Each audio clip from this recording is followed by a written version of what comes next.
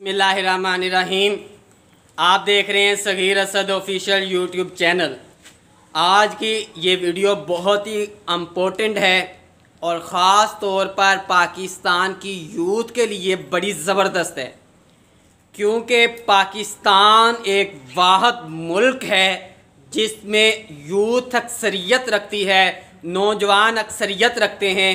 और ये वाहिद मुल्क है यहाँ पे अक्सरियत के साथ यूथ के मसाइल हैं और यूथ ही अपने मसाइल हल करने में हर प्लेटफॉर्म पे नाकाम है। आप बेरोज़गारी में देख लें, आपको नौजवान अक्सरियत के साथ मिलेंगे।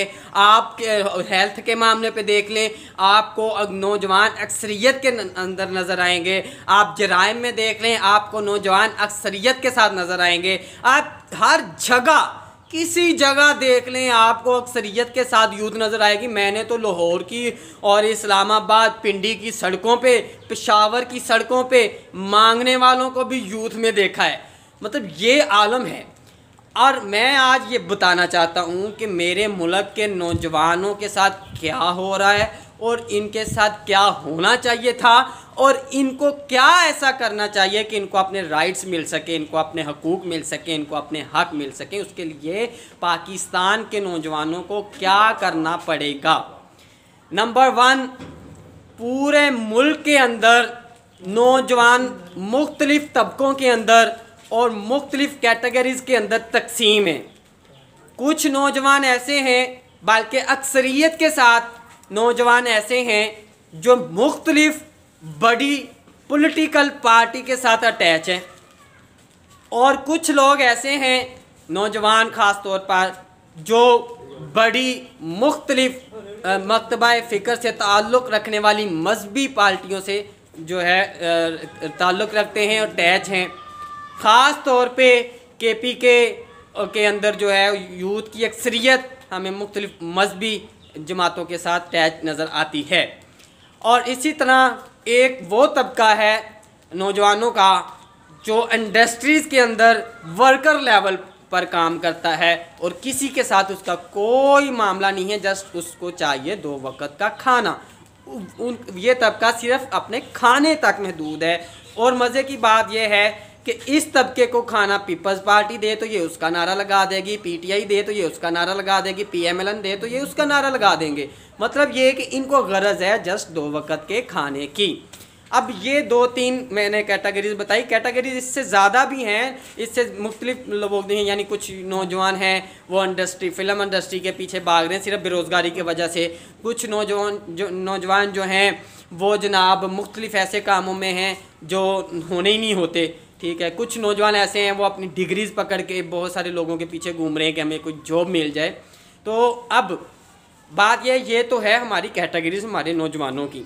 अब नौजवानों को क्या हुआ कि जो मुख्तलिफ़ बड़ी पॉलिटिकल पार्टी के साथ अटैच हैं और एक अरसे से, कुछ दहाइयों से, पिछली 70 की दहाई से लेके अब तक अगर देखा जाए तो 5 दहाइयाँ बनती हैं, 6। इन दहाइयों के अंदर बहुत सारे नौजवान जो अब बुढ़ापे में जा चुके हैं, उनके एक्सपीरियंस ये हुए हैं और वो एक्सप्लेन ये करते हैं कि हमने जो भी अपने इन 20, 30, 40, 50 सालों में देखा, पाया, एक्सपीरियंस किया है, वो ये है कि पॉलिटिकल पार्टियों को इस ज्वाइन करना और जो पॉलिटिकल लीडरशिप है इनके नारे लगाना, इनके पीछे लगना, इनकी बात को सुनना और उसको फॉलो करना, इनके जलसे जुलूस ये करने वाले नौजवान बिल्कुल बेकार हैं और इनको कभी कुछ नहीं मिला सिवाय मायूसी के। और हमेशा से पाकिस्तान के अंदर वडेरे, जगीरदार, चौधरी, पैसे वाले लोग, दौलत वाले लोग, पावर वाले लोग ऐसे नौजवानों को इस्तेमाल करके, यूज़ करके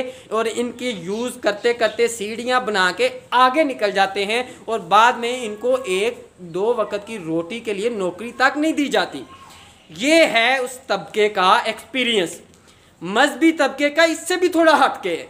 मजहबी तबके के जो पिछले 50 साल से लोगों के एक्सपीरियंस हैं वो ये हैं कि पिछले 50 साल से जिन मजहबी जमातों के अंदर लोगों ने वर्क किया, टाइम दिया, पैसा दिया, अपनी जो है सलाहियतों को सर्व किया, वो ये कहते हैं कि हमने इनके साथ ये सारा सिनेरियो इसलिए गुजारा, वक्त इसलिए गुजारा, हमें ये था कि हमारी आखिरत बेहतर हो रहा है, हम दीन की खिदमत कर रहे हैं, हम दुनिया और आखिरत को बेहतर कर रहे हैं। तो रिज़ल्ट ये 50 साल के बाद निकला है कि जो ऐसी मजहबी पार्टियाँ जो पाकिस्तान में पॉलिटिकल पार्टियाँ हैं, मैं वाज़िया तौर पे ये एक्सप्लेन कर रहा हूँ कि उनका एक्सपीरियंस ये है कि इनके साथ स्ट्रगल करने से, जिद्दोजहद करने से अल्लाह है कि सवाब दे दे, वो भी इस बुनियाद पर कि उस बंदे को पता ही नहीं था ऐसा कि ये क्या कर रहे हैं, क्या नहीं कर रहे, क्या हो रहा है, क्या नहीं होगा, इस बुनियाद पर।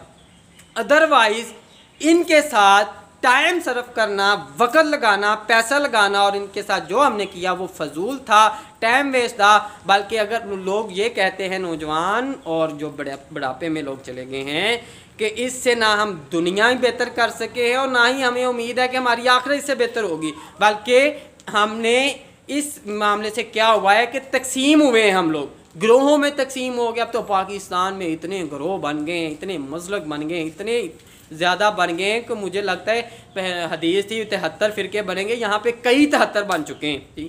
कराची से एक फितना उठा मुस्लिमीन के नाम से, और वो इस वक्त कितने ग्रुप उनके अकेले ही बन गए हैं, अल मुस्लिमीन, मुसलमान, दीगर, और इसी तरह और बहुत सारे लाहौरी, जहलमी, ये पता नहीं क्या क्या नाम इन्होंने दे दिए हैं। और थोड़ी थोड़ी डिफरेंस को लेकर जनाब एक नया मसलक, नया फितना, नया मज़हब बनाने की कोशिश जो है लोग कर रहे हैं। तो खैर ये है मजहबी लोगों का एक वो सिलसिला।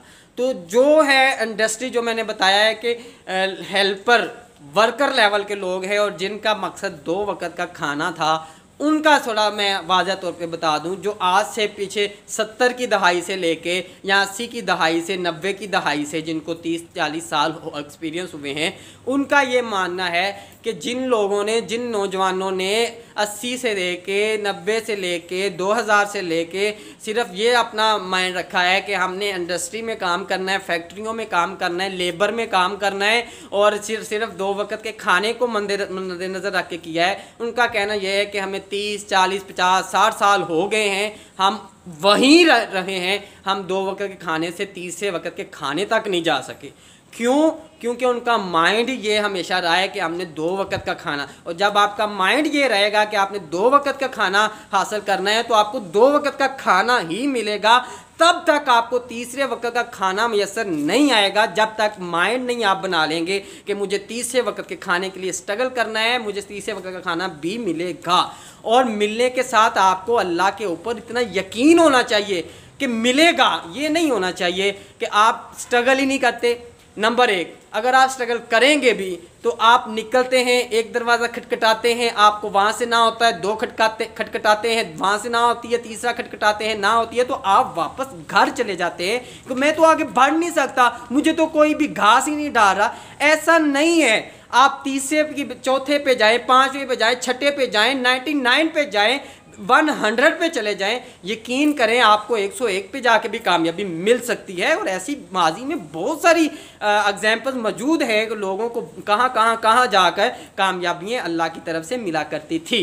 ये तो मेरा एक उनके लिए है पैगाम, जो वर्कर्स हैं, जो लेबर है, उनको इस तरह करना है। उनके पास टाइम भी होता है, ये नहीं होता कि टाइम नहीं होता, लेकिन जाहिर है कि अगर कोई लेबर ऐसा है जो 8 घंटे काम करता है या 12 घंटे काम करता है, तो उनके पास 12 घंटे, जो 8 करते हैं उनके पास 16 घंटे टाइम होता है, और उसमें वो बहुत कुछ कर सकते हैं, अपने माइंड को यूज़ करके बहुत कुछ कर सकते हैं। और क्या पता कि अल्लाह कौन सी बात से, कौन से उनके आइडिया से, कौन सी उनकी किसी आदत से उनको आगे निकाल दे और उनसे जो है वो कामयाब हो जाएं। ये तो अल्लाह को पता है। हमें कुछ करना तो चाहिए। हमारे मुआशरे के अंदर जो वर्कर लेवल के लोग हैं, और मज़े की बात यह है कि वर्कर लेवल की यूथ जो है, नौजवान है, वो अक्सरियत के साथ हैं इस मुल्क के अंदर। जहाँ पे पाकिस्तान नौजवानों की अक्सरियत रखता है, जहाँ पे पाकिस्तान के अंदर मसाइल नौजवानों की अक्सरियत के साथ हैं, वहाँ पे पाकिस्तान में अक्सरियत के साथ जो यूथ है वो लेबर है, वो फैक्ट्रियों में काम करने वाले लोग हैं, वो लेबर में काम करने वाले लोग हैं, नौजवान हैं। और ये वो नौजवान हैं जिनके सरों पे, कभी सोचा करें यार कि आपके सरों पे हुकूमतें बनती हैं, आपके वोट से MNA मुंतखब होते हैं, MPA मुंतखब होते हैं, आपके वोट की करके ये मिनिस्टर बनते हैं, आपके वोट की ताकत से ये लोग पार्लियामेंट में बैठ के बिल बनाते हैं, आपके पैसे, आपके वोट की ताकत से ये लोग आपके जीने के माहौल को बनाते हैं, डिसिप्लिन को बनाते हैं। और फिर आपने कभी ये सोचा ही नहीं है कि ऐसा क्या है जो आप में नहीं है और उनमें है, जो आप ऐसे ही लोगों को वोट देते हैं। हमेशा से एक ख़ानदानी रिवाज है, दादा ने उसको दिया, परदादा ने उसको दिया, मेरा बाप उसको देगा। और आज हैरान हम होते हैं जदीद दौर के अंदर, पढ़े लिखे दौर के अंदर, जब किसी के पास कोई वोट लेने के जाता है तो आगे से ये उज़र पेश किया जाता है कि मेरे परदादा फ़लाँ जमात के साथ थे, मेरे दादा भी फ़लाँ जमात के साथ थे, मेरे अब्बा भी फ़लाँ जमात के साथ थे, मेरे बड़े भाई भी फ़लाँ जमात के साथ थे, लिहाजा मैंने भी उसी को वोट कास्ट करना है। तो ये एक एग्जाम्पल, ये वैसी ही एग्जाम्पल है जब नबी मोहतशम सल्लल्लाहु अलैहि वसल्लम किसी काफिर को कहते कि अल्लाह एक है, वहदहु ला शरीक है, तो काफिर ये कहता, या वहाँ जब जो इनकार करने वाले लोग थे वो ये कहते कि नो डाउट कि अल्लाह एक है, अल्लाह वहदहु ला शरीक है, लेकिन मेरे बाप दादा जो है वो लात उज़्ज़ा मनात फलां फलां फलां फलां लोगों को पूजते थे, लिहाजा हम भी अपने दाद बाबा को नहीं छोड़ सकते, हम उनको छोड़ के हक की तरफ नहीं आ सकते, सच्चाई की तरफ नहीं आ सकते। आज हमारे मुआशरे के अंदर सिर्फ सिनेरियो बदला है, सिर्फ एक अल्फाज बदले हैं, माइंड वही है जहालत वाला, नो डाउट। अच्छा, इफ़ यू डोंट माइंड, वही अंदाज, वही चीज़, वही लोग, सिर्फ बदला क्या है, दौर बदला है, वक्त बदला है, अल्लाह भी वही है, सारा सिस्टम वही है, आसमान भी वही है, ज़मीन भी वही है, मट्टी भी वही है, पानी भी वही है, लेकिन हमारा माइंड भी वही चल रहा है, उसी तरह का चल रहा है। हालात बदल गया, अल्फाज बदल गए और हमने उसी चीज़ को जारी रखा। तो हमें इस चीज़ से, जब अगर हम चाहते हैं हम कामयाब हों, हम भी इस दुनिया के अंदर देखें, जो भी दुनिया में आया उसने जाना है, उसने मरना है, कुल्लु नफ्स ज़ाइक़तुल मौत, मरना ही मरना है। तो क्यों ना आप ऐसा कुछ करके मरें कि आपको ये दुनिया के लोग अच्छे अल्फाज में याद करें, और आप जब आगे जाएं तो अल्लाह खुद कहें, जब इकबाल कहता है कि जब आप मरो तो अल्लाह खुद कहे, हाँ मेरे बंदे मांग क्या मांगता है, तो आप जन्नत मांगे अल्लाह आपको जन्नत दे दें, या अल्लाह आपको बिन मांगे ही जन्नत दे दें।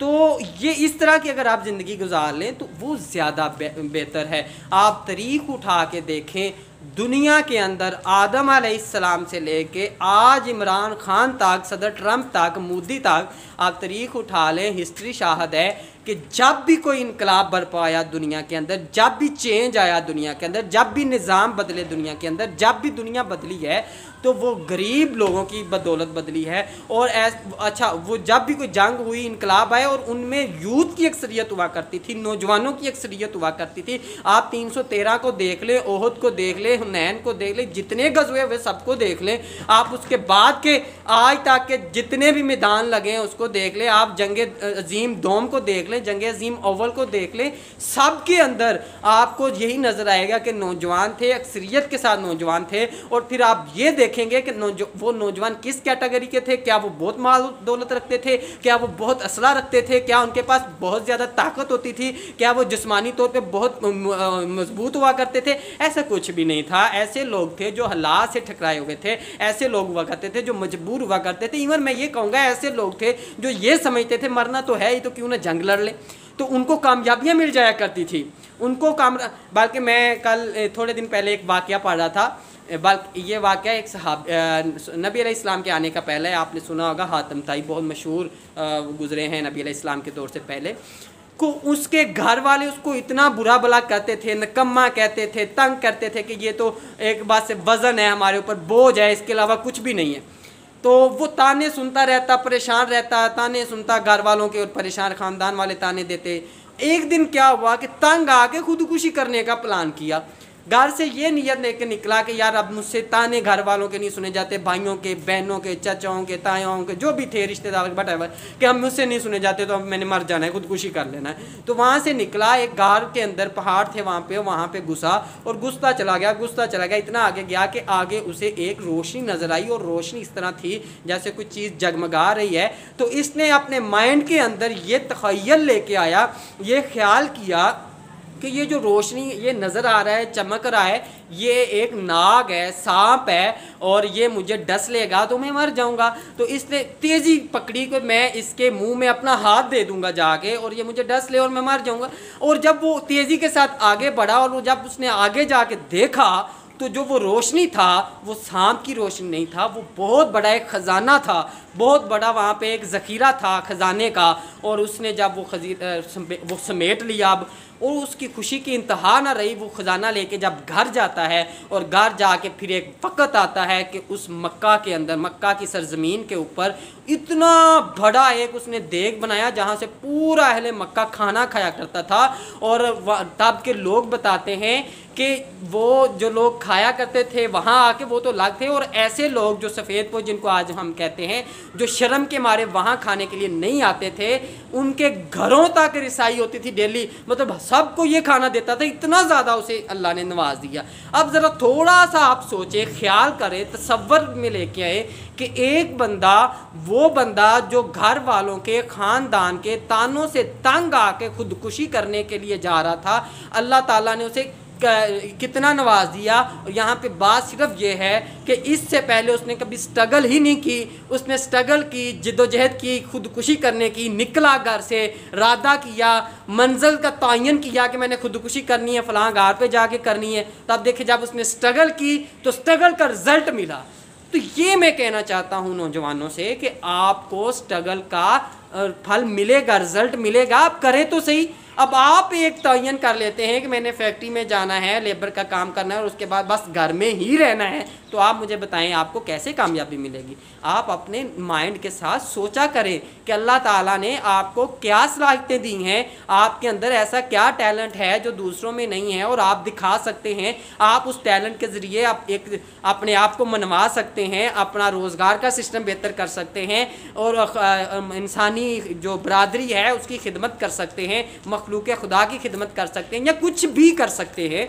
तो यकीन करें अल्लाह आपकी मदद तभी करेंगे ना जब आप कुछ करने का सोचेंगे।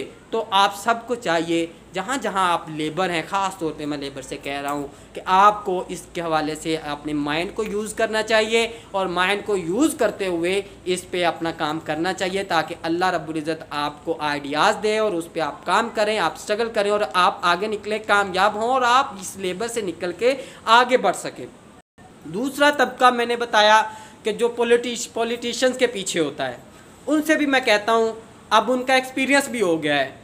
बजाय आप जब तक ये सोचते रहते हैं कि मैं फ़लाँ चौधरी साहब, फ़लाँ जगीरदार, फ़लाँ वकील साहब, फ़लाँ बड़ा साहब जो हैं उनके साथ रहूँगा तो मुझे पता नहीं नौकरी मिल जाएगी, मुझे फ़लाँ चीज़ मिल जाएगी, फ़लाँ चीज़ मिल जाएगी। आपको अगर शौक़ है, आपके अंदर जज्बा है, आपको लगता है आप ये कर सकते हैं, आप खुद करें, आप खुद निकलें, आप वही दावत, वही मिशन लेके खुद निकलें। वल्लाह मैं बड़े यकीन से ये बात कहता हूँ, एक वक़्त आएगा वो चौधरी साहब आपकी दुनिया को मिसाल देगा।